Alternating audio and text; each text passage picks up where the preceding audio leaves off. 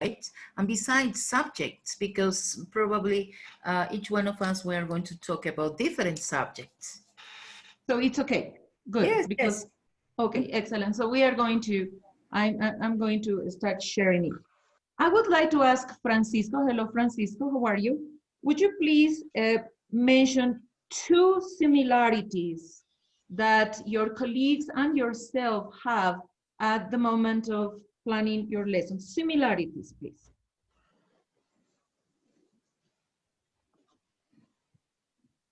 Francisco, just in case, please turn on your microphone.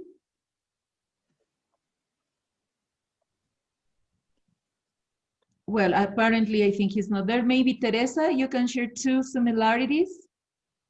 Yeah, my colleagues said that the first that they said are the objectives, okay? The objective of the class, and then the contents, and well, see the time, the schedule, the content, the objectives, and the contents. Teresa, from your personal perspective, because probably this is something you did not discuss with your teammates, what is the most important for you at the moment of planning your lesson? Okay, at the moment to plan a lesson, first I have to see what I want to teach. I have to see the time that I have, the group that I have, and then I see the other things. I set the objectives. Okay, thank you so much. I really appreciate what you are saying, Teresa, because you have mentioned something, and that's why I have the picture of 2 people here. The first thing, the first step, the most important thing at the moment of planning your lesson has to be your students. You have to begin thinking of your students. They are your starting point.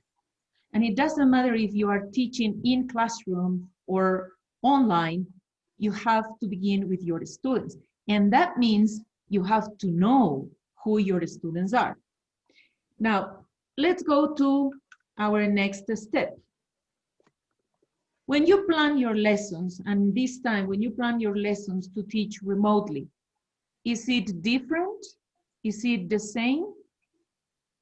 How is it?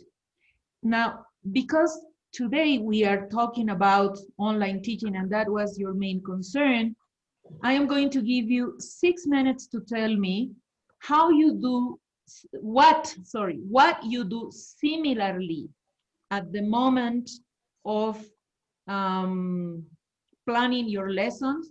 I want you to compare your list. If you do, what things you do similarly when you plan for in-classroom classes or for online classes, and what you do differently. I want to know if you are conscious of the difference. I want to know if you think it is the same. I want to know if you adapt things or you do exactly in the same way. That's what I want to know. So I'm going to accept Marcela. Go please to the breakout rooms and discuss with your teammates the similarities when you plan for in-classroom sessions with when you plan for online sessions, and also the differences. Am I making sense? Because I feel like Cantinflas right now. Yes, of course. It's Thank okay. you so much. Thank you. Go ahead. 6 minutes, please. Go ahead. 6 minutes.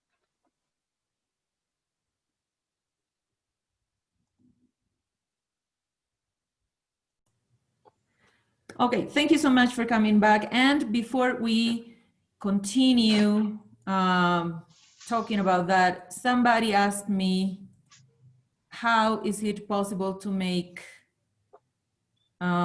Teams with Zoom? Can you see my screen? Can you see Zoom in my screen or not? Yes. Yes, yes, we can. Yes, you can. Okay, Yes. because I cannot. For a reason I cannot. No, we see the presentation, not Zoom. Not Zoom. The presentation, yeah, okay. Yeah. Okay, but then I'm going to explain. If you go to the bottom of the screen and you open the band of Zoom, you are going to see that there are different icons. One is for muting your microphone, and others is for your video, security, participants. When you are a teacher, when you are a host presenting, you also will have polls, new share to annotate. And at the end, in the last part, there are 3 dots and it says more. When you click there on more, you are going to open a new window. And in this new window, you are going to see it says breakout rooms. That's a very nice feature that Zoom has, the breakout rooms. When the breakout rooms are open, you click there, you can decide how many groups you want to have, and you can organize your groups automatically. So the program, the algorithm is going to put just the people in different groups, or you can do it manually. You can do it manually. Also, Zoom allows you to make changes. So you have a group with 4 people, but then you want to make a kind of reshuffling, you can do it also. And while your students are in the breakout rooms, you can visit the different rooms. You can listen to them if they are doing what they are doing, and maybe help, maybe correct. It takes a while, it's not immediate, but it is an advantage that you can go and visit them and see what they are doing. I hope at the end of the session I can show that to you. If not, explore, that's for you. Okay, so let's go back to... Can we do, sorry, please, can we do that in a lifetime? In a lifetime? I'm sorry, I'm not really understanding. If I can do it while I am directo, speaking right now? Right Luis now. Francisco. Right now. Yes. He says right now. Yes. Yes. Yes. I can do it Right. before I create. I wait for you to connect, and then I open the breakout rooms, and with the people present, I can create the rooms. There was a participant that connected late, and I was able to send her to the breakout room. No problem there. And you can make the shifts when the breakout rooms are open as well. Anyways, you can find instructional videos and the Zoom website, and maybe that can help you a little bit. All right, so let's go to the question that I asked you. I want to know some similarities when you plan for in-classroom sessions, and also a similarity for when you plan for online sessions. So let me see. Raquel, please, what similarities you found when you plan for in-classroom classes and online classes? Similarities, maybe the first one is to establish or to set the objectives. We can't go into a classroom if we don't have what we are going to do clearly. Okay. Then we also establish the different, the routine of the class or the activities we're going to use as a pre, while, or post. It depends, what we're going to do at the very beginning as motivation or feedback, and then about the how to present the new content, or what assignments after are going to be done. Okay, thank you so much. Really appreciate it, thank you. Patricia, any differences that you discussed? Okay, talking about the difference, we saw that we analyzed, for example, the students' interaction is not the same. Also, time managing, for example, is not the same, because in some cases we can say, taking into account the internet connection, it's not the same time as we have the in classes, because it's different. Maybe we're going to plan in a way, but according to the internet connection, is going to be different. So evaluation, it was another aspect that we consider that is completely different. Okay, thank you so much. I really appreciate. Now, I'm going to share how I plan my lessons. was talking with Raquel about Misha and Coco. Misha is my cat. And I want Misha to learn this. I hope you can watch this video.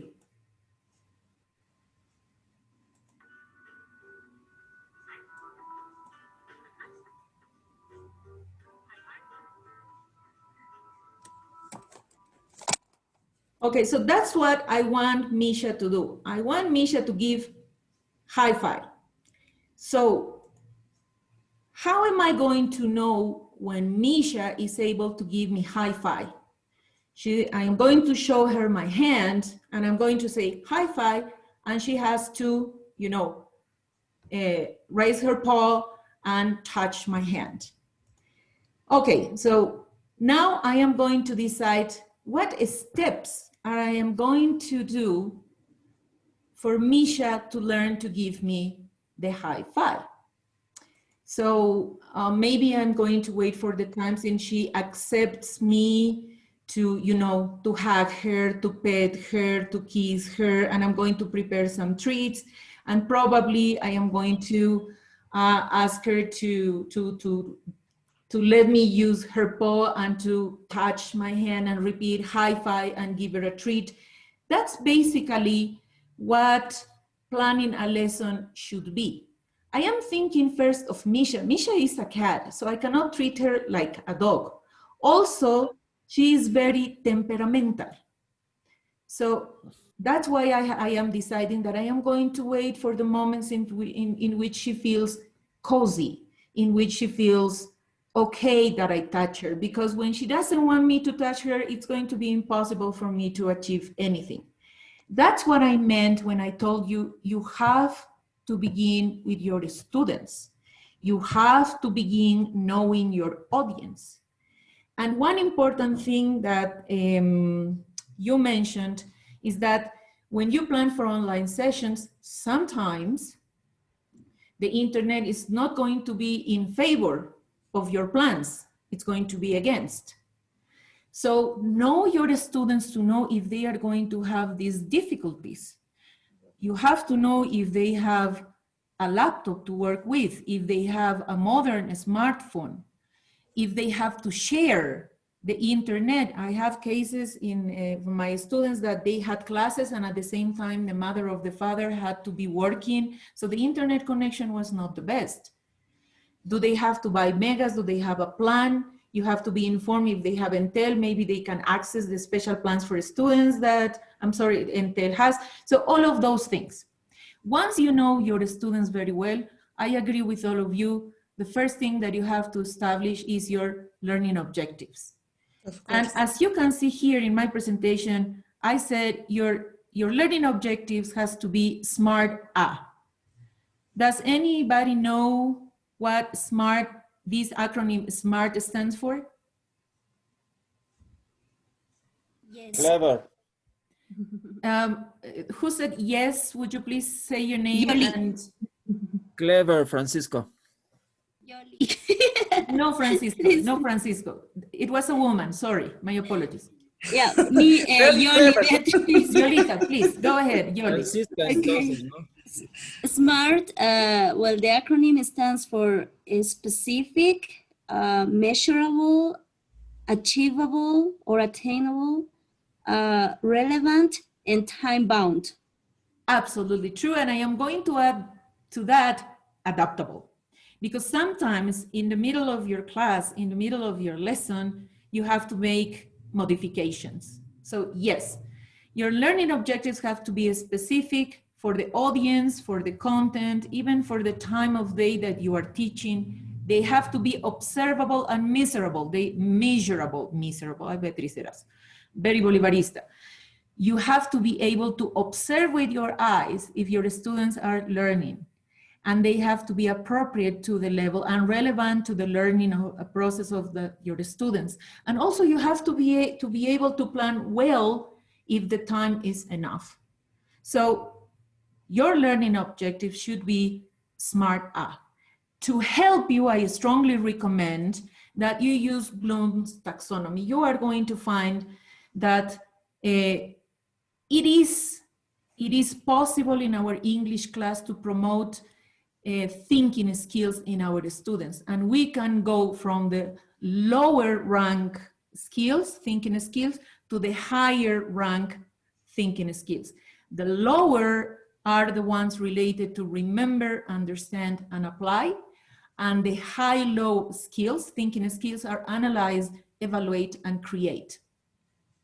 So if you give them a control de lectura, and you are going to ask them about facts and concepts related that content for the control de lectura, you are at the bottom of the pyramid. You want your students to remember the information they got. So in your learning objective, you may use verbs such as define, memorize, repeat, state, etc. And then you can go up to explain the ideas, use information in new situations, to make connections, to reflect on what they are learning, to justify their decisions, and finally to be creative and do something new with the content that they have done. So maybe, what am I doing? They have to remember a couple of words. They are going to use those words in sentences. And maybe you're going to ask them to create a conversation using those words, a soap opera, emphasizing the meaning of those operas, and they go to create. So use them. And now this chart is very interesting because these verbs are observable.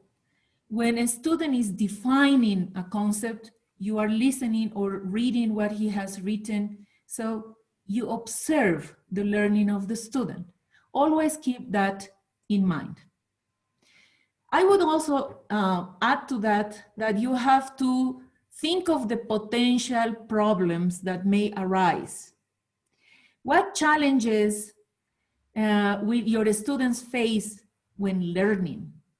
And I'm not talking only about content, knowledge, activities. I'm also talking about using their technological devices. So you would like them to watch a video. Is it going to be a good idea to put the video in your presentation? Or would it be better if you send the link so they can watch it on their own and then come back?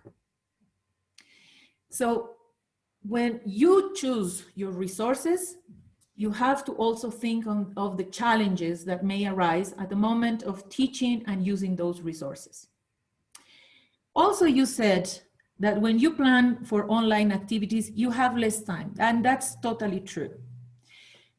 Maybe in an in-classroom activity, you are going to ask your students to prepare a role play, and you are going to walk around and listen to different groups and provide your help. It's going to take you like 20 minutes.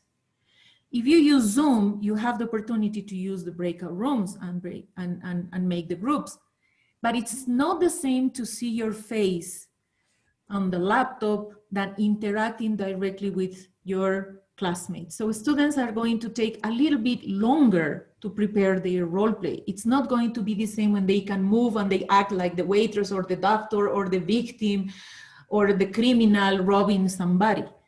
So they have to adapt. Also, for you to facilitate and to see if they are working well, it's going to take a little while to go, and visit each of the rooms. You need to practice that. You need to learn how to do it. And also you have to train your students to deal with those differences. So for the same role play in which you would have to use 15 to 20 minutes in the classroom, then in an online session, probably you would have to think 25, even 30. Is it possible? Yes, it is. I have done it. But practice and training, and as Francisco said yesterday, you have to have clear instructions. Also, something interesting that Giovanna mentioned yesterday, think of variety. Variety of the resources that you use, variety of the activities that you do, but it doesn't have to be new all the time. So maybe you ask your students to prepare a role play and they have to present the role play in the main session in Zoom, or you can tell them, okay, this is going to be now an outside of the classroom project. This is the way you are going to connect.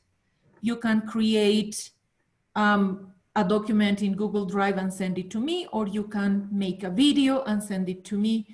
it depends on you. So it doesn't have to be something totally new that is going to impress your students, not necessarily. Yes? Um, And Beatriz? yes, Sorry, probably I am wrong, probably I am right, but I would like to know what do you think about. Um, During online classes, I should say that, I mean, this is my experience, all the things that I was doing. What I am doing in this moment is to prepare less, I mean, during online classes, is to prepare less activities than in classroom classes. Why? Because we have less time yes, that in presential classes, let's say. And besides, those activities are very, very precise. Rather than when you are in front of students, you change in a moment and you say, no, no, no, I don't like this, and let's do another activity. Am I wrong? Because, I mean, we have less time and we have to think about precise activity or probably less activity than in classroom classes. absolutely true. I couldn't agree with you more. That's absolutely true. Yeah. That's what I told you, because you need sometimes even the double of time for an activity that you consider important for your students to achieve the results you want, then you have to plan less activities. And it's not impossible to make modifications, you can change. Now, we are teachers and we always have to have our bolsita del doctor Chapatin. Always have a plan B, because you can be in the middle of a beautiful discussion and something goes wrong, then you will have to improvise. One of my professors once told me that the teachers that can really improvise are those who plan their lessons and are prepared. They are prepared for the potential challenges that can come up while you are teaching. To this, I would like to add what we discussed yesterday. I am not going to repeat this. I'm going to share this presentation with you, but it's just a reminder of what we talked yesterday, of the things that you have to do. And I have included here the main piece of advice that you gave at the end of the session yesterday. Support yourself, support your students. And Giovanna mentioned that we have to keep in mind that we are learning as well. And we are investing not only in the learning process of our students, but also in our teaching process. So we are learners. We are learners of technology. We are learners of teaching. Never forget that. You should not have this idea in mind that you have to be perfect all the time. Just right now, I am seeing that I have a mistake in my presentation. It's a mistake. I can correct it. I learn from my mistakes. There is one more thing. I attended a presentation from Cambridge. I'm just going to share this with you. I'm not going to discuss this with you, but I found these 10 rules for encouraging activity participation and interaction online. The author is Hey Reinders, and the video is embedded here. You may click here and you're going to have access to the video.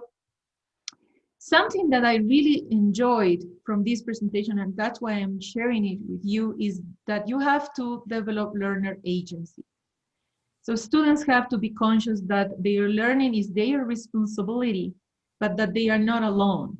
And to develop agency, you need to be there and provide pertinent feedback. And you have to be there with them. They have to know that you are present. And you are going to see that these ideas are a little bit similar to what we discussed yesterday. But for you, you are going to have access to this. Now, how is your online session going to look? Because the asynchronous activities you can handle. You are going to create a presentation like this one, for example, an activity for assessment, and it's going to work well. The difficulty is the online session. So plan for greetings, beginning. Maybe you are the nice teacher that waits for the students to come late. I am not that person. I'm really horrible. If I have to begin classes at 7 a.m. I begin, and if you are not there, you are not there. My students have learned that they have to connect 10 minutes earlier. Why?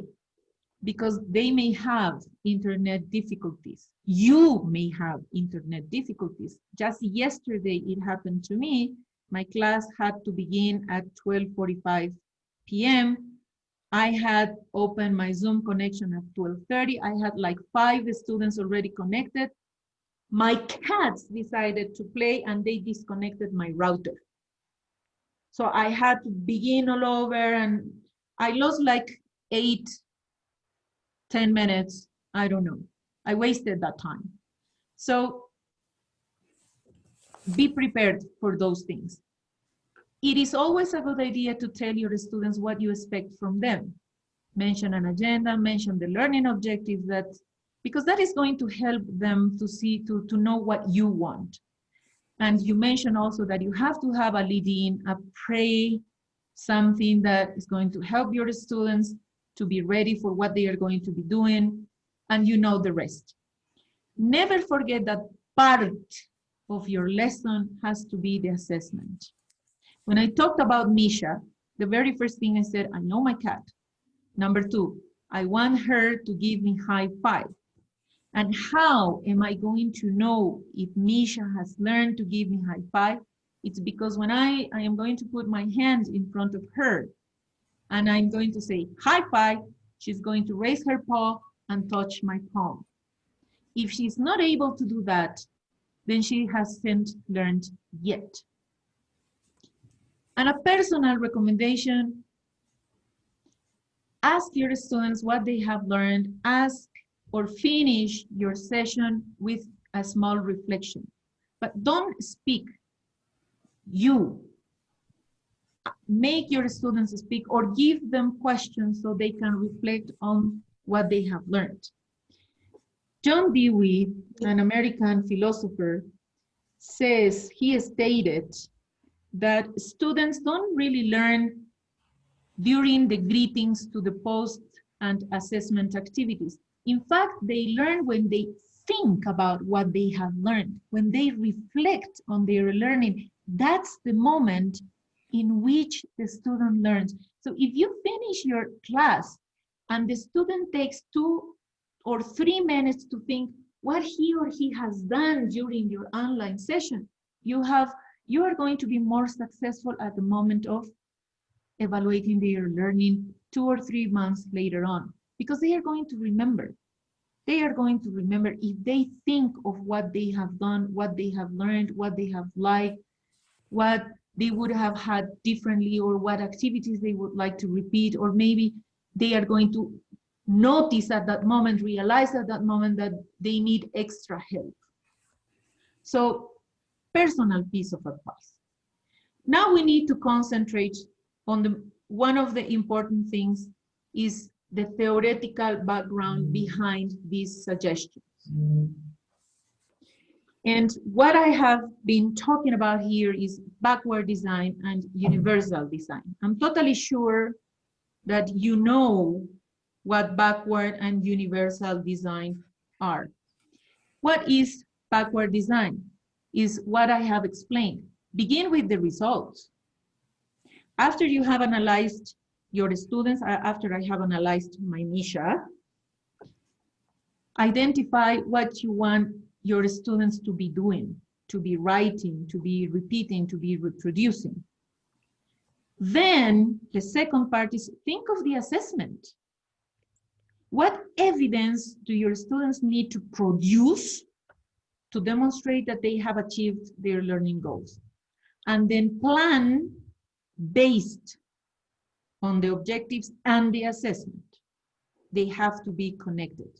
This is like a story. And what are the principles of universal design? If you know your students, you will know if they have possibilities to watch videos. You will know if they have access to work 3 or 4 extra hours on their lessons.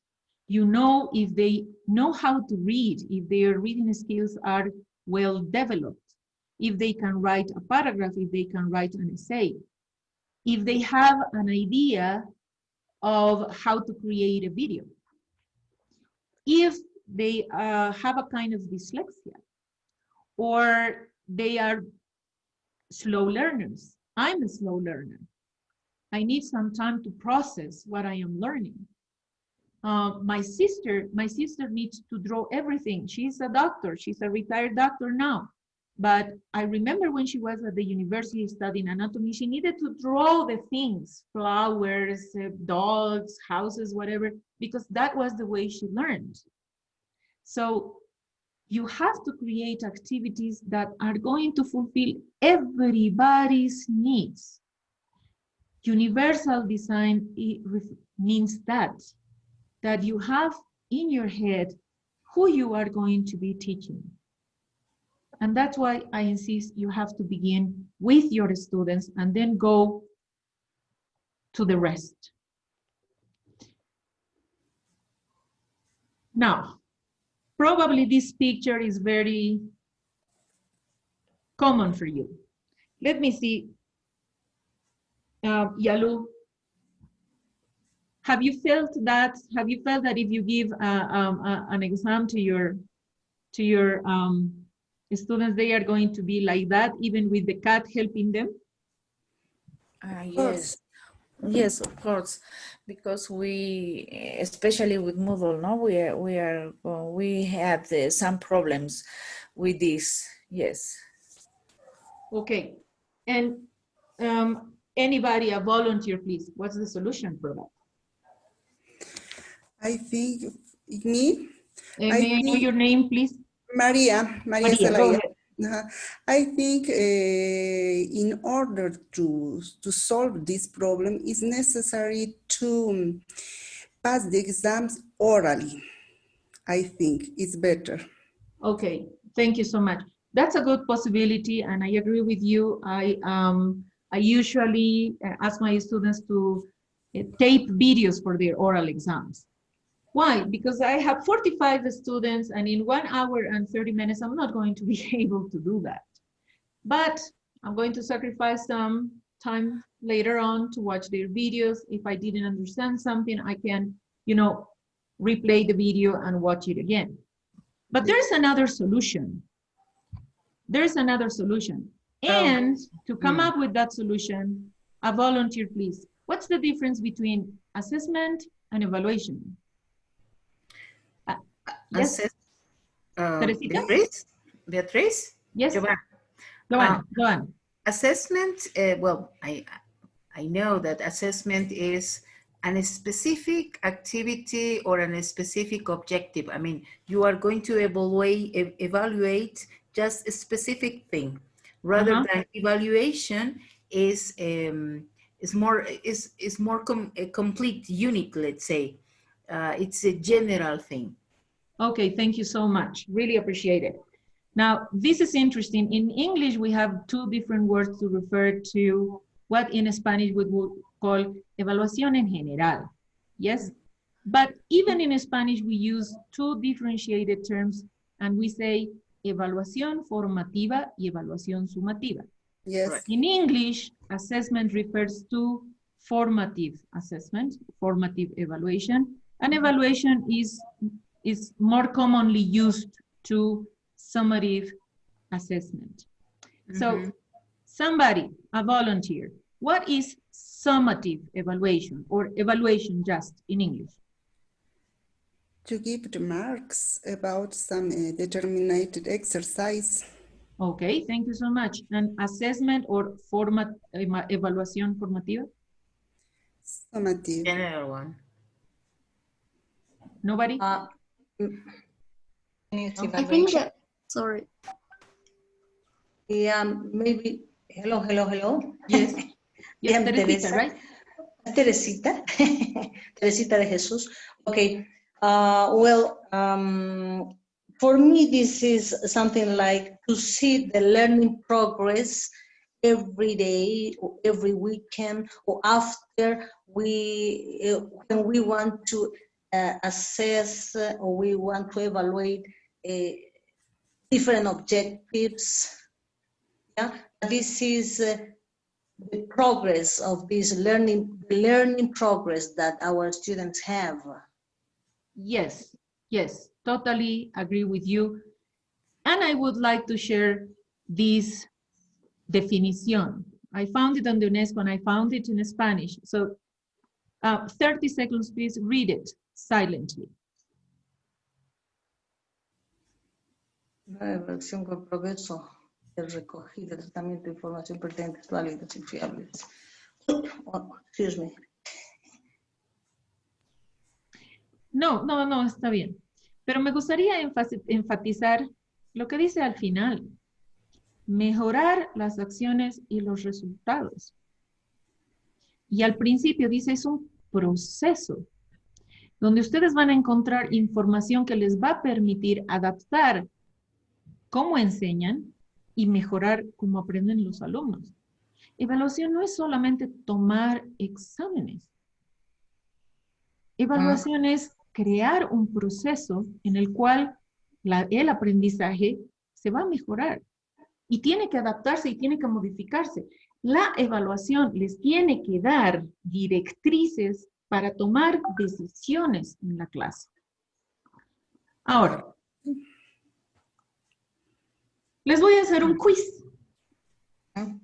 Sí, voy a ver qué tanto saben. Oh. Ajá. ¿Pueden ver mi pantalla? ¿Sí? Sí, Yes. sí, sí. ¿Qué ven? Yes. Pac-Man. Pac-Man. Yes. Ujú. A ver, pregunta 1. La se lleva a cabo durante el curso y sus resultados sirven para que el profesor ofrezca ayuda remedial oportuna o para que cambie el énfasis del curso si fuera necesario. ¿Con cuál de las tres opciones voy a completar 1, 2 o 3? Con la 1. Uno. A ver. Ya, la 1, sí. Yay. Very good. Correct. Para garantizar el aspecto formativo de la evaluación, tanto los como los criterios de evaluación deben ser conocidos previamente por los alumnos. ¿Cómo completo? Objetivos de aprendizaje. Ujú. The third one. Yes. Very good. Excellent. Let's go to the next one. La evaluación debe estar claramente orientada a mejorar el aprendizaje del alumnado, en vez de estarlo al mero control de este y su calificación. ¿Qué tipo de evaluación es? Formadora. Formadora. Ujú. Oh, sorry, Yes. no formadora. My apologies. Why not? But why not? Porque es auténtica o para el aprendizaje. Mejorar el alumno, me es estarlo. Razón. Third one. A 3. Darle el Ok, mero control. Number 3. No sé. correcto. Es para el aprendizaje, porque como dijimos hace un momento, tienen que tomar decisiones que van a favorecer el aprendizaje. Okay. Siguiente pregunta. Todo proceso de evaluación cuya finalidad principal es mejorar los procesos de aprendizaje y que el profesorado aprenda a mejorar su práctica docente. ¿Es evaluación auténtica? ¿Es evaluación formativa? ¿O es evaluación orientada al aprendizaje? The three. Third one. No, sorry. Oh, No, I just Otra say vez. formativa. Yo Otra creo vez. que es formativa. Formativa, la 2. Sí, Ok, yo creo que el es profesor aprende a mejorar su práctica. correcto. Number 1. no, Es Ah. formativa. a ver. Y es formativa Number en two. 2 términos, porque es formativa para los alumnos, pero es formativa para ustedes, Correcto. que les va a enseñar cómo deben proceder Exacto, con para este ambos. grupo específico de estudiantes. Claro. Pero además porque tú decías, ¿no? El alumno te está evaluando también. El hecho de decir, he aprendido más, he aprendido menos, o sea, es formativo. Exacto, exacto. Y además, algo que en los 28 años que llevo de docencia, el alumno aprecia que sea escuchado, que el docente escuche sus Sí. necesidades y que las atienda. Por eso la evaluación les da esa información para adaptar sus técnicas docentes. Vamos a la siguiente. Beatriz, Sí. Perdón, o tal algo vez... que es sumamente importante es Ujú. cuando el docente tiene una motivación intrínseca y él comparte su motivación con los estudiantes, porque si un docente es apagado, da sus clases monótonas, entonces realmente son aburridas las clases, pero si un docente es lleno de vida, eso inyecta en los estudiantes. Me has hecho pensar en algo. Una vez asistí a una charla de un profesor peruano, un profesor de escuela pública peruana, y él decía, ¿por qué están ustedes acá? Y estábamos en el Coliseo cerrado y era, creo, 500 profesores atendiendo a su charla. Y él decía, acá, ustedes no están aquí por el dinero, porque nadie que quiera hacer dinero en su vida se dedica a ser docente o profesor. Si quieren hacer plata, sean taxistas o panaderos. El docente tiene que ser docente por pasión. Así es.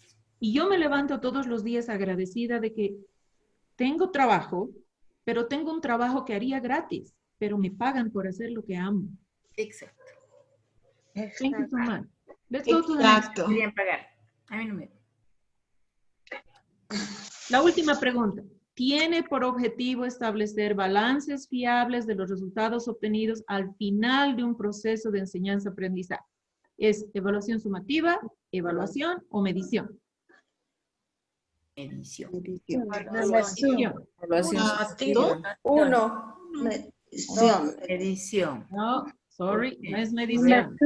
Otra vez. A ver, de nuevo. Number one. Tiene por objetivo. ¿La 2? La 2, ok. No, sorry. Tampoco. One. Queda otra, la 1. Por exclusión, la uno. Exacto. Por exclusión. Entonces, pero Beatriz, entonces Sí. es la definición, ¿no?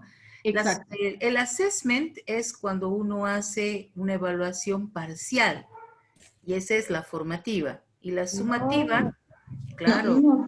Claro, sí, ¿no? Con todo respeto, voy a Ajá. diferir en el término de evaluación parcial. Yo trabajo en la A ver. UNSA y en la UNSA nos dicen, bueno, primera evaluación parcial, segunda evaluación parcial y luego tenemos evaluación final. Y eso es como tener una pequeña evaluación sumativa a la mitad del semestre o a un tercio del semestre y otra evaluación sumativa a 2/3 y una al final. La evaluación formativa es todo el tiempo.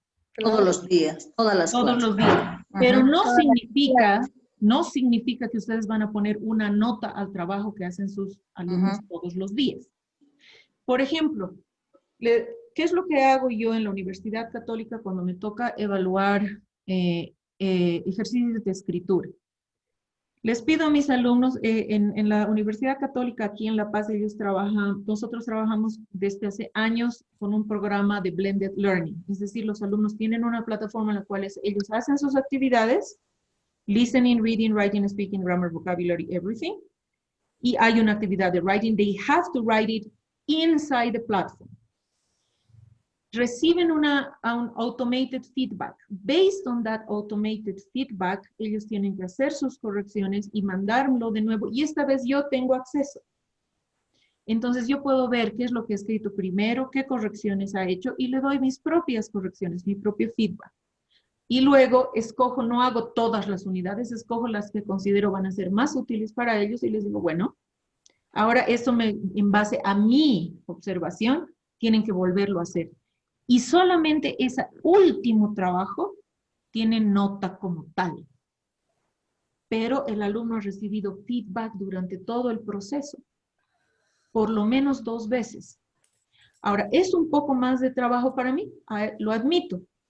Son 16 unidades, 16 ejercicios de writing. Yo solo les hago llegar hasta ese extremo 6 en todo el semestre, porque si no me ahogaría la vida corrigiendo 45 writings por semana.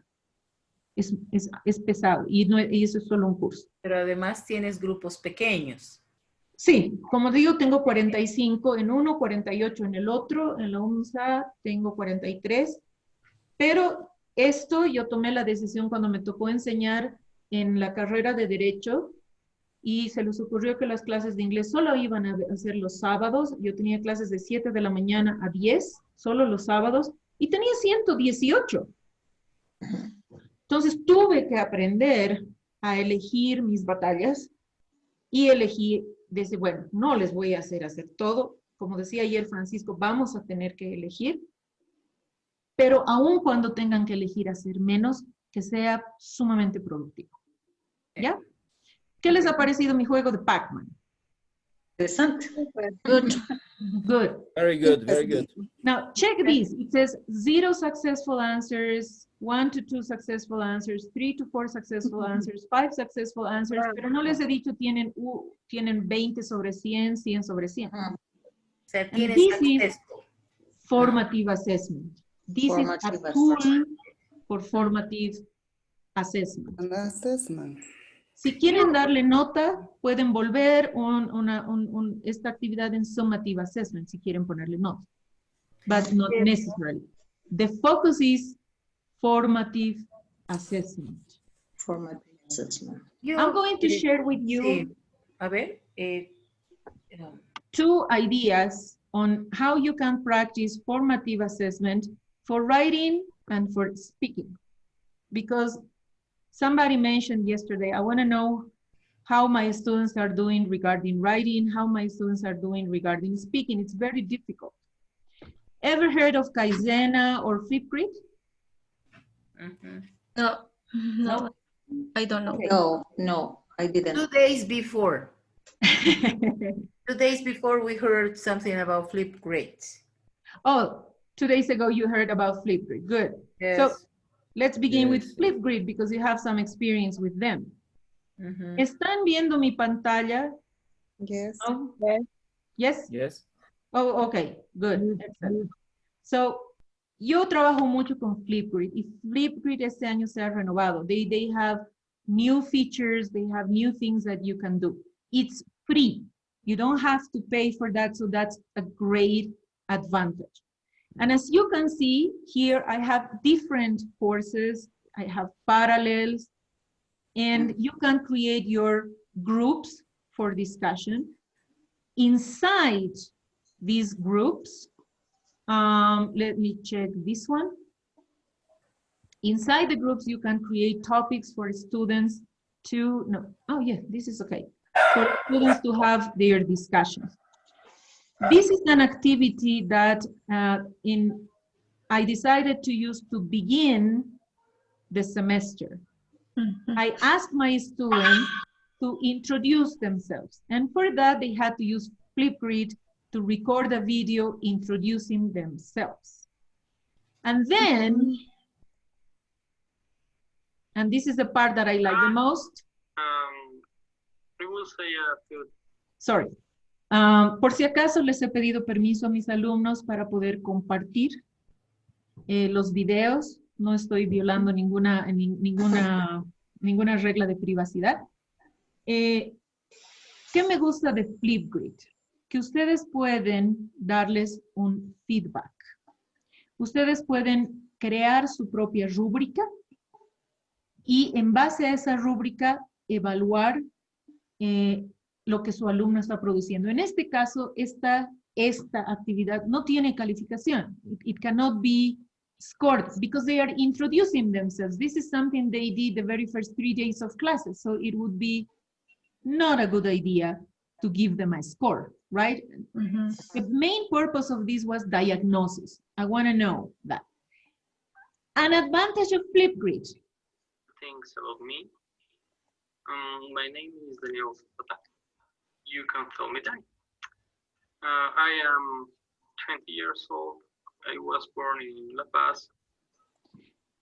You can have access to these subtitles, and this is helpful for the students when they think they have a nice pronunciation, and you ask them, okay, check your own subtitles, and sometimes you read really weird things. So, you know, hello, you were not pronouncing the things well. So students can analyze their own speaking. Not only that, you can ask other people to comment on what they said. So I asked my other students, watch some other classmates' videos and respond to them. So Micaela respond to him, and then I did exactly the same thing with the other students. You can tell me months. So you see the other students were, you know, watching the video and recording their own videos and responding to what their classmates had done. I also use this application, Flipgrid, to ask my students to record videos for their speaking part. Of course, this is not going to be a conversation. It's going to be a small monologue, a small speech, but you can use them. So here, first partial exam, I asked my students to talk about their favorite sports. My instructions were clear. And of course, as you can see, I created a rubric and I scored it. Now, unfortunately, the universities demand us to have summative evaluations after certain periods of time. So it's impossible for me to have 90 minutes to administer my listening, reading, writing, grammar, vocabulary exam, and also have the speaking. So my students have their test, and at the end, I ask them to record the video. And calmly, in the afternoon, when I don't have classes, I said, okay, in this hour, I'm going to watch the videos. And with the rubric that I created, I'm going to show that to you. You see, this is my rubric.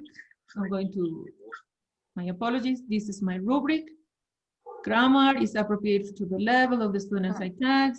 Coherence, fluency, pronunciation, vocabulary over 100. If it's necessary that I add something else, I can do it. Students privately, they can access their own feedback. Good, nice. What do you think? A person, a volunteer, what do you think? Yes, an advantage, it's free, so you don't have to worry about that. However, a personal comment, if I had to pay for it, I would, because I know it's useful, it's easy to use. Disadvantages, your students need to have a good internet connection. However, if they use their cell phones, it makes things easier. You don't have, it does not consume too many, how they say, megas? It does not consume so many data. In English, we say data. So it's relatively inexpensive. Disadvantage, you first have to learn how to use it, and then you have to train your students on how to use it. Yo no creo en ese mito de que nuestros alumnos son nativos digitales y automáticamente saben manejar la tecnología mejor que nosotros. Yo no creo eso. Not always. Lo que yo diría que casi nunca. No me van a creer, una de mis alumnas me dice, Beatriz, no encuentro la información, los videos que nos has dicho. Y le digo, hijita, ¿has hecho clic en este botón de la izquierda? Ah, tenía que hacer clic ahí, no sabía. So you are like, están acostumbrados a mover el dedo en el teléfono celular. Requieren training. Hay que entrenar. So that is Flipgrid.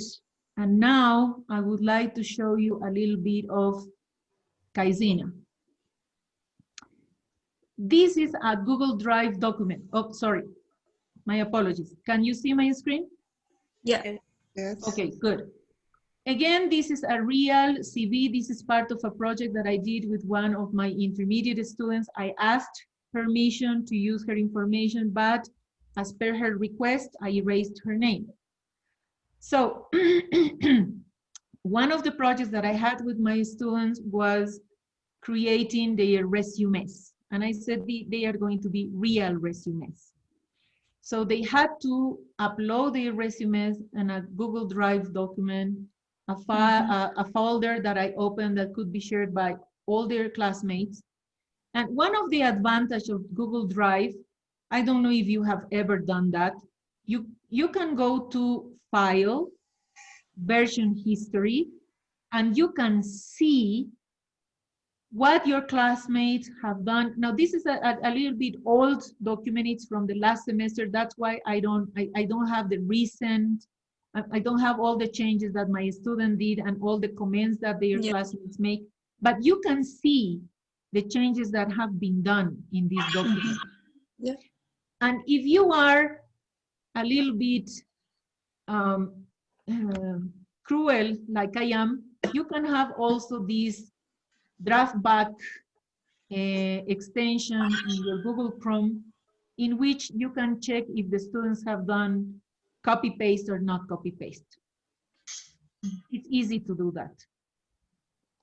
Something that you can do with your students is to give them the same writing assignment, but if it's personal, they cannot copy. They cannot do copy paste because it's personal. This girl cannot copy paste her resume from the internet. So give your students assignments in which they are going to do something specific, but it's difficult for them to do this plagiarism thing or cheating, as we said yesterday, but make them work collaboratively. So during this project, I made groups of 4, and I said, okay, the 4 of you, you have to access your classmates' resumes and comment and help them to improve. But also I provided my own feedback with Kaizen. So open your Google Doc. It cannot be a Word document uploaded. It has to be a Google Doc. And if you upload a Word document, you have to open it and then save it. You go to File, save it as, what is it?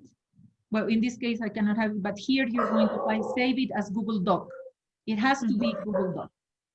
And then you go to the top and find this tab that says add-ons. Click on add-ons. I have Kaizena already open, but if you don't have Kaizena open, you go to get add-ons, and you are going to be sent to this G Suite marketplace. Because of my internet connection and because I am recording, the things are a little bit slower. You open this in the G Suite marketplace, and you are going to click here on Kaizena, and it is going to be added to your add-ons.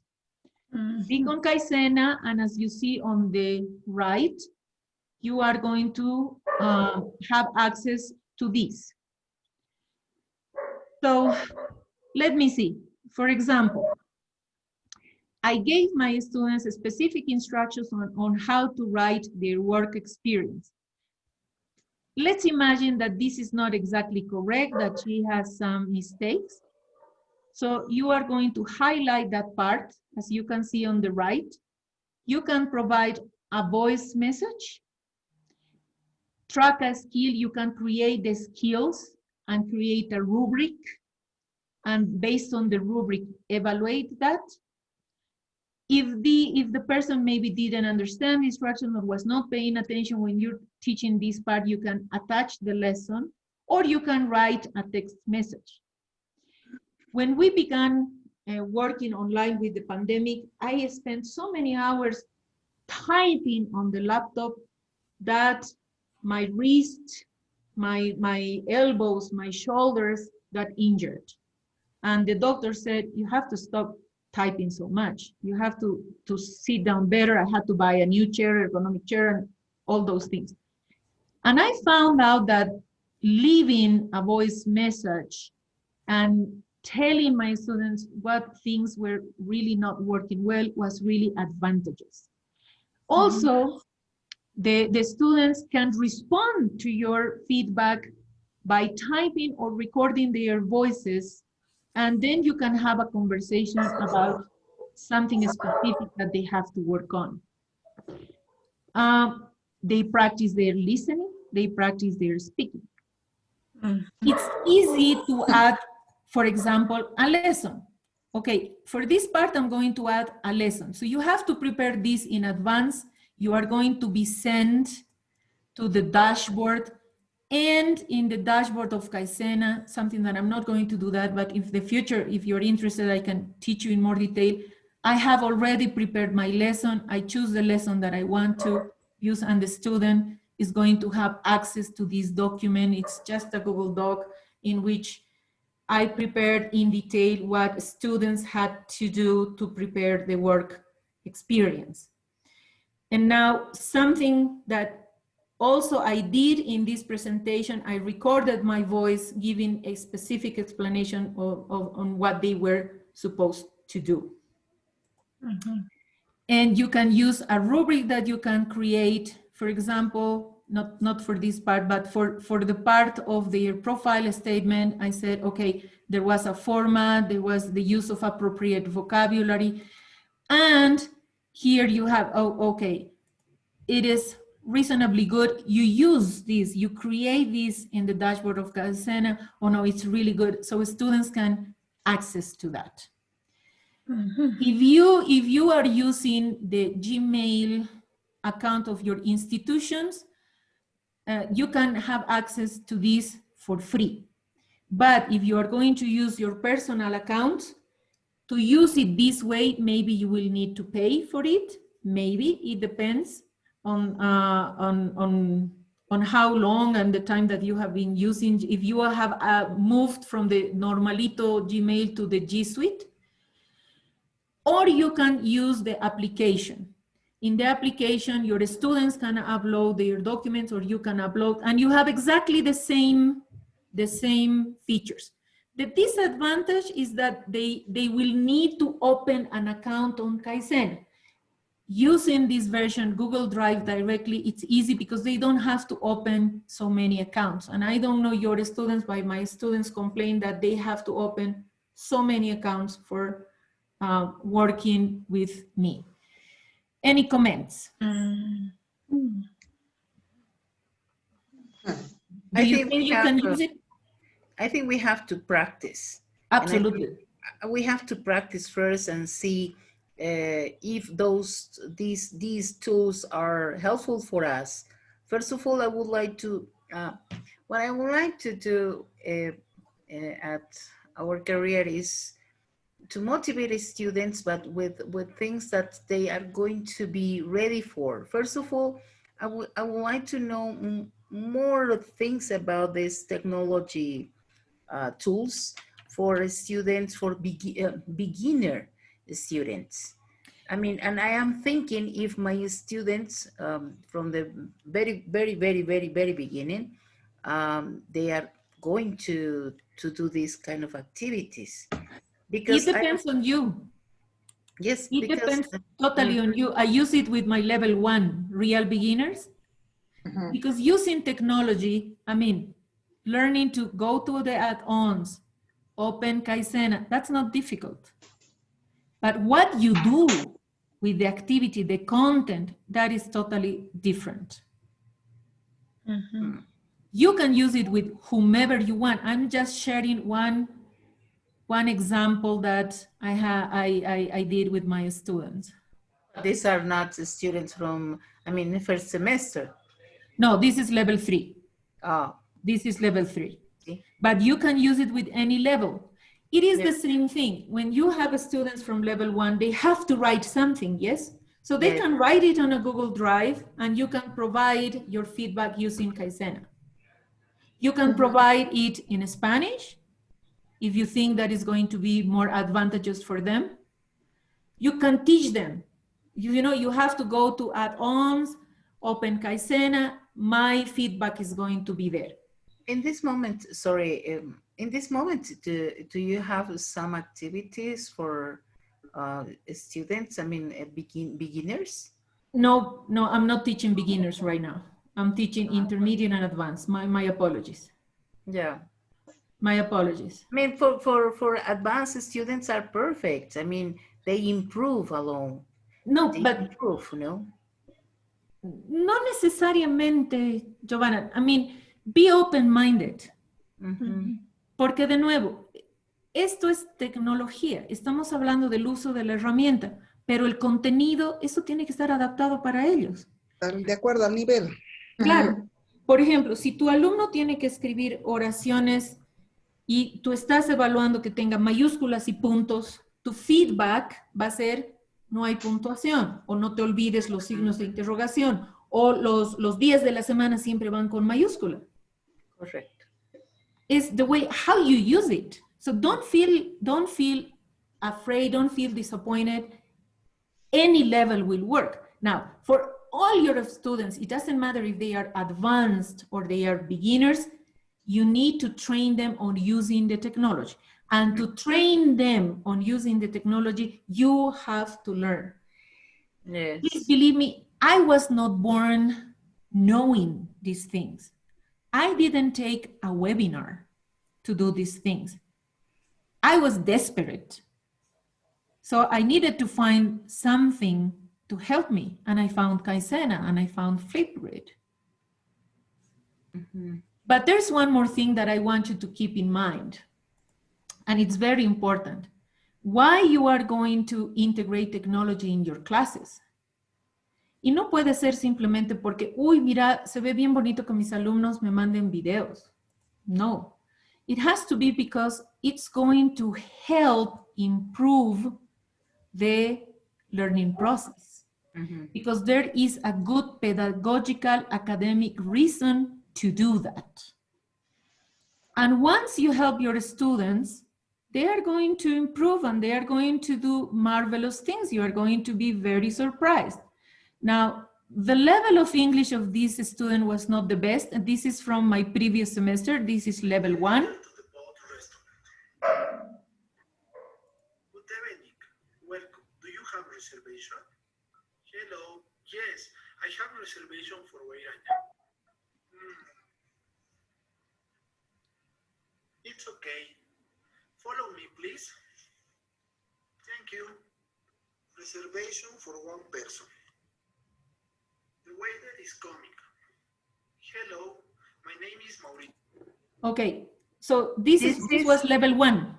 Beatriz, this is Flipgrid, right? Yes, level 1. So yes. My students had to create a conversation at a restaurant. It is part of the content. So create a video.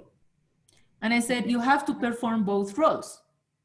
And they did it. You see, this student, Mauricio, he performed 3 roles in his conversation. And he changed his clothes and he prepared and he did this at home. So you can do whatever you want with technology. You have to adapt your teaching, adapt your instructions, and be able to do exactly the same thing. Welcome to the Boat Restaurant. My name is Becca and I am going to be your server today. Here's our menu. Thank you very much. No tienen idea los vasos de vinos que me he tenido que tomar para hacer este video. Porque odio hacer videos. Pero ¿cómo le podía pedir a mis alumnos que hagan un video si yo no lo hacía primero? Entonces, yo grabo mis videos y les digo, bueno, si yo lo hice, ustedes también pueden. Y probablemente con mayor experiencia ellos van a sacar cosas mucho más lindas. Que he visto algunas bellezas que no tienen idea. Que les llamo y les digo luego, les mando mensajes, me enseñas, quiero hacer igual. So, son herramientas, they are tools. Use them as you want. Use them as you want. You are the owners. You are the thinkers there. Mm-hmm. There are other tools that you can use. Yesterday we used Kahoot. Now, Kahoot can be used for formative assessment. You can ask your students, watch this video, and then prepare a Kahoot. I'm going to evaluate if you understood the video. Or read this text, and with a Kahoot, you can prepare a quiz. You can use Socrative, you can use quizzes, you can use live worksheets. Quizlet for vocabulary is amazing. Do you know any of these applications? Yeah, quizzes. Quizzes, it's very nice, and the students love it. Yes. Yolandita, you raised your hand? Yes, Socrative and quizzes. Yes, and Socrative is a very nice tool, because the advantage of Socrative is that when you prepare a quiz for your students, and your students are going to have that quiz. My internet's a little bit slow. You can give them an explanation. And the students are going to know, yeah, here this is also for level 2, and students are learning the past. So they have to study the verbs, you know, the base form, the simple past, and all those things. So this quiz was about that. You can add explanations in Socrative. That's a very good thing. An advantage of Socrative, and think about this, any of the tools that you choose, they have to work well in the laptop, and also they have to work well in their cell phones, because most likely the students are going to be using their cell phones to access these applications. And that means that you have to know about that. One more time, you are not going to find the specific video in YouTube or internet to do these things. So try. Metan la pata, put the foot in it, make mistakes, and then use them. I would like to finish with this quote. Please keep it in mind. For teachers, as for students, the most effective evaluation comes from someone who sits beside us and helps us grow. La evaluación por eso no puede ser solo números. Y como un consejo personal, algo muy difícil, at least at UMSA University, we are having so many difficulties to make them understand. No pueden pensar solo en exámenes finales para saber si sus alumnos han aprendido. En mi materia, mis alumnos tienen 80 puntos para la evaluación formativa y 20 para el examen final. Y cuando lo hacen muy bien, los eximo, no den el examen final. ¿Por qué? Porque no puede ser solo números. Also, and I would like to share this personal application that I use that is called Classcraft, which is a game. Also teach your students values. Encourage them to have nice behavior. So with Classcraft, I promote my students to complete their online activities. Okay, some of them have a score, others do not have a score, but I am giving points in this game to reward them for the good job that they have been doing. And if they have been respectful in classes, they also receive extra points in the game. And if they pay attention, if they are not checking their phone or eating or getting distracted with the dog while they are in their session, I don't know, you can adapt those things. But it is possible to use technology to complete and to have a holistic education while they learn English. Any suggestions, any questions? Sorry, speak now or behold forever. No, Beatriz, I really agree with you when you say that using this kind of apps, or to use this kind of apps is very necessary, maybe helpful, because this is a kind of motivation. And when I saw and I did these things to make them, to create videos. This is very important, because if we are teaching something to them and then they do a video using those things that we taught them, so we can see that they are using. So when they are using that material, it means that they have learned. Something at least, yes, absolutely true. I totally agree. They can use it. We have to see that they can use that material. They can use that vocabulary, that grammar, and everything in those videos. So yes. That's important to see them, and they are very motivated. We have to change sometimes this the way that we teach. And these apps help a lot. These apps help us a lot. Y otro comentario a nivel personal. A veces, y los bolivianos tenemos este pensamiento, si es gratuito, entonces lo uso, si no es gratuito, no lo uso. Pero somos docentes y a veces tenemos que invertir, tenemos que gastar un poco más de dinero. Yo sé que no nos pagan tanto, yo lo sé. Si nos pagaran lo suficiente, no tendríamos pues 2 o 3 trabajos, to make ends meet at the end of the month. Cuando empezaron esto de las clases online, yo hice la prueba primero con Hangouts, después con Teams, y al final me lancé al éxito con Zoom. Pero lo que no me gustaba de Zoom es que a los 40 minutos se cortaba y teníamos que empezar de nuevo. Entonces dije, no voy a pagar. ¿Qué me importa? Y cuando empecé a usar Zoom, mis alumnos a la mitad de la clase de pronto se quedaron callados y estaban esperando y les dije, ¿qué pasó aquí? ¿Por qué no están haciendo lo que les dije? En pleno breakout room ellos estaban diciendo, no, es que ya son 40 minutos y se va a cortar, entonces no, sigan trabajando. Y no faltó algún, en ese momento sentí que era malcriado, pero después le perdoné la vida. Me dice, Beatriz, ¿tú pagas por Zoom?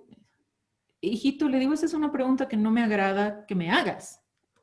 Y él me dice, no, lo que pasa es que en todas las otras materias, inglés y demás materias, los docentes tienen la versión gratuita y nos cortan a la mitad y yo me distraigo, yo pierdo la inspiración. Ya después volverte a conectar es de nuevo empezar de cero. Quiero darte las gracias porque si tú pagas y me estás facilitando el aprendizaje, gracias, Beatriz. Y a mí me dejó tonta, casi lloro. Le di las gracias y por eso digo, luego le perdoné por esa pregunta. Pero los alumnos aprecian que tú trabajes mejor. Para mí, no tener que andar pensando en cortar mi sesión de Zoom a los 40 minutos es un alivio. Puedo planificar mi clase para 90 efectivos, eficientes minutos.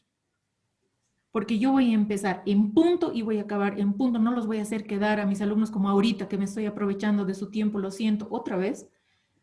No lo hago con ellos. Soy muy respetuosa del tiempo que tienen. Yo sé que después tienen 15 minutos y tienen otra clase. Y en esos 15 minutos querrán ir al baño y comer. Igual Beatriz, que yo. Algo que es Sí. sumamente importante es, en esta época, por ejemplo, los estudiantes no solo atienden tu clase, también quieren decirte algo, también se sienten tristes, también tienen pena, también están desesperados. Entonces, el docente tiene que aprovechar esos momentos para poder escuchar y quizás unir con temas interesantes que ellos puedan motivarlos a seguir adelante, a que se conecten a clases temprano. Hay muchas formas realmente de hacer una clase hermosa. Sí, y estoy totalmente de acuerdo y voy a atreverme a quitarles unos 5 minutos más de su tiempo. Durante el curso de invierno en la Universidad Católica, y no sé por qué lo hacemos realmente, pasamos clases de 8 de la mañana a 4 de la tarde para hacer el curso de invierno. Es un poquito exigente. Imagínense hacerlo online. Una de las cosas que hacía en todas mis clases era preguntarles cómo se sentían a mis alumnos. Y un día dije, haremos algo diferente. Y utilicé Padlet y les dije, creen sus memes. Miren aquí, ¿no? When your internet goes down on your partial exam. Este es el que más me gusta. ¿Dónde está? ¿Dónde está? Este de aquí. When you realize that you've been a bolivarista student, I failed you. Es hermoso. Yo me he sentido, es el que más me ha gustado. Eso, para mí, hacerles crear a mis alumnos estos ha sido conocerlos, entenderlos, saber sus frustraciones. Este es el final, digamos, el proyecto final que hicimos. Elegimos los mejores, los más votados de lo que habíamos hecho durante el curso de invierno y este es el que me dieron permiso de compartir públicamente. Lo envié a mis amigos, a mi familia, les dije voten por el que más les gusta, etc.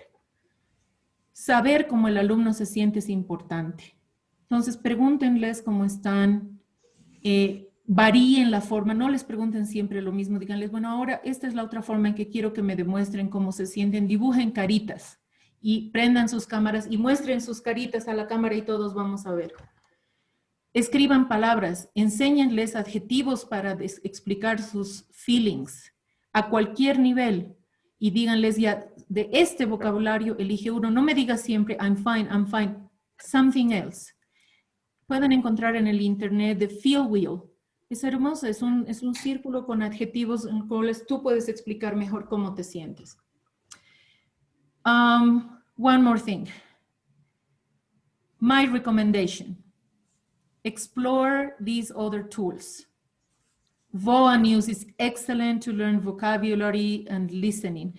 Elsa es una aplicación en el teléfono celular que te ayuda a mejorar tu pronunciación y tiene frases para que tú puedas practicar en negocios, en el restaurante y tiene varios niveles. Es limitado el acceso en la versión gratuita, pero es muy bonito. Read Theory para mejorar la lectura. Wheel, Writing and Grammar. WordWall. Pueden hacer con WordWall toda clase de juegos para practicar desde gramática hasta vocabulario. Classcraft es el que les he mostrado para enseñar valores, para motivar. Storyboard That. En vez de que escriban un párrafo, díganles que lo conviertan en un cómic. CISO para crear portafolios. Con mis alumnos en la UNSA utilizo Google Sites para que creen sus portafolios. The possibilities are endless. Nuestro tiempo es limitado, but the possibilities are endless. That they depend on you. I would like you, please, to give me a short evaluation on the sessions. So, a volunteer, please. Please mention something that you learned that you didn't know before the sessions that we have had yesterday and today. Una voluntaria o un voluntario, Francisco, because you are the only man, bendito entre las mujeres. Francisco. Yes. Okay, Teresita, maybe something that you learned that you didn't know? Okay, well, I learned many things here. What I really like from you is that you are very creative. I think that you're something like, that you like innovative things. That's very important in this career. To teach is maybe this is very beautiful, but very difficult sometimes because we have to create, to recreate again, because our students need motivation in any kind of things and things. So thank you very much, because sometimes we are teaching all the semester and we are very busy, yes. And we don't have time to see other things like these apps. I would like, I did use this app with Yolita in a class, Kahoot, and my students were very, very happy. Yes. I saw their faces that they were very excited because they really like it, they love it. So I wanted to do it again and again, but I don't know, we don't have time in classes. Maybe we have a lot of content and we want to do this, another thing, and then we forget it. We forget the things that we want to do because maybe we don't have time. So you remember me many things that I have to do and that I wanted to do. But then another semester starts and we want to do many other things because we have a lot of projects, and sometimes we can achieve all our objectives. I know. But thank you very much, because you were very interesting. You show us we can do many things, many things with our students, and they are very important in this career that are languages. Yes. They are very, very important. Thank you very much. Maybe we knew many things from this, but to remember many other things was very, very important for us. Thank you so much for saying that. There's one more thing that I would like to emphasize. The advantage of using these applications is that you can recycle them. So you can use you create a Kahoot and you can use it in the future. You create this presentation and you can use it in the future. Another person, please, another volunteer. What did you like the most from these training sessions? Somebody? I can do it. Please. Okay, thank you, Beatriz. I guess that from the very beginning till this moment, I really enjoyed your presentations. What I learned, for example, is what we worked yesterday and today at the very beginning of the session, when you used group work by Zoom. For example, we are using Zoom, but I've never used it. It was really, I do really enjoy it. Then also, I use the video when, well, I asked my students also to send videos, but it was so, I guess, it's simple. I use the camera and the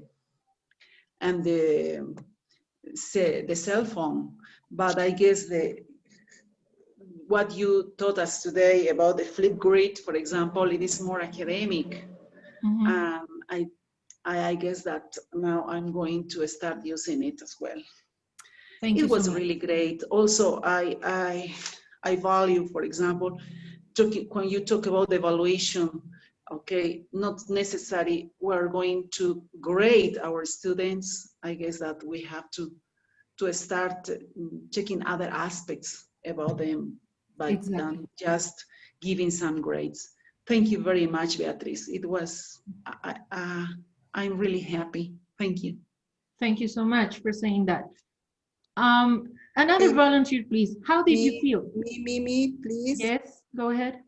Okay, thank you very much, because you show us many tools that are so interesting in order to improve our work.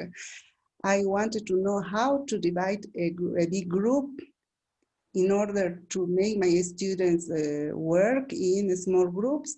I thanks a lot of, because for me it was an expectation in order to know how to do this work. Thank you very much. Okay, be like this always. Thank you very much.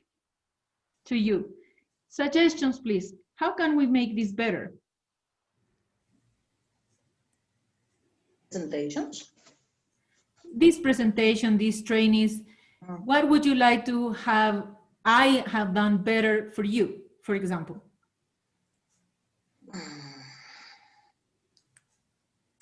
I am making you think.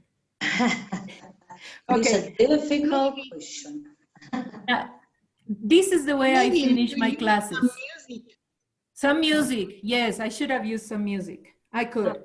Yes, a good idea. Next time. Some rock, because I like symphonic rock. Rock music. Just one more thing to finish. Thank you so much for trusting me, for trusting Martin, for and giving us the opportunity to share the things that we know and that we can do at EnglishTech. Si les interesa, por si acaso, la aplicación que estoy utilizando para esta presentación se llama Genially. And I use Genially to prepare my asynchronous activities. And students can have the assessment, formative assessment, they can have activities, they can have practices, and they can study on their own if you are interested. They are very nice, easy to use. And there is a free version, there is the educational version, the pro version. If you want to pay, you can do it. but the free version is very accessible as well. Gracias, por eso ya voy a dejar de grabar.